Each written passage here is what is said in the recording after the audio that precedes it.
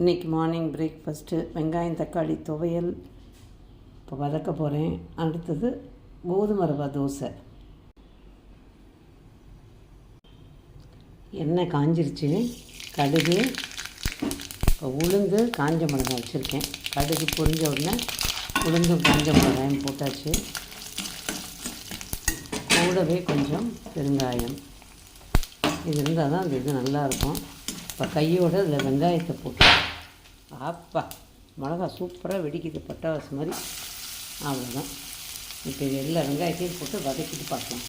இந்த பக்கம் வெங்காயம் வதங்கிட்டுருக்கு, இந்த பக்கம் ரவா தோசைக்கு நம்ம கரைச்சிடலாம். பார்த்திங்கன்னா தெரியும், நான் அதாவது கோதுமை ரவா தோசை, கோதுமை மாவு அரை கப்பு இந்த போட்டால் தெரியும். அரிசி மாவு அரை கப்பு, பாம்பே ரவை அரை கப்பு, கொஞ்சம் சீரகம், உப்பு, கருவேப்பிலை. அவ்வளோதான். இப்போ ஒரு விஸ்கை வச்சு தண்ணியை ஊற்றி இதை கரைச்சிட்டு பார்க்கலாம்.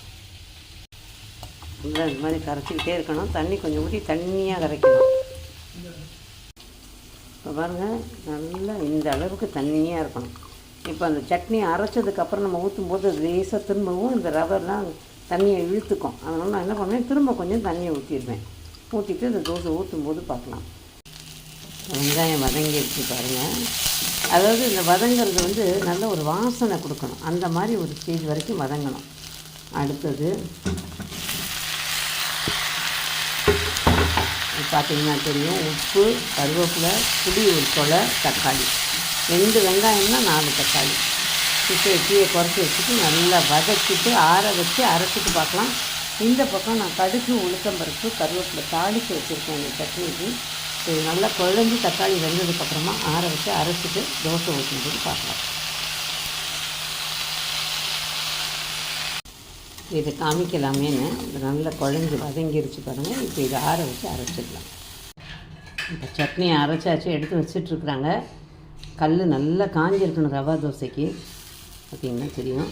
மாவு கொஞ்சம் தண்ணி சேர்த்துக்கிட்டேன் நான். இப்போது ஊற்றும்போது நம்ம தீயை குறைக்கக்கூடாது. ஊற்றும்போது தீ குறைக்கக்கூடாது. ஊற்றிட்டு தீயை கொஞ்சம் குறைக்க, நம்ம ஹோட்டல் மாதிரி அப்படியே வேக வைக்க முடியாது. இப்படி நல்லா காஞ்சிருந்தால் தான் அந்த போர்ஸுன்னு சொல்கிற அந்த துவாரங்கள் அழகாக வரும். அவ்வளோதான். இப்போ தீயை நல்லா குறைச்சிட்டு எண்ணெய் ஊற்றலாம். இப்போ இதை மெதுவாக எடுத்துடலாம். நம்ம மைதா கலக்கிறதுக்கு பதிலாக நான் கோதுமை மாவு கலந்துருக்கேன்.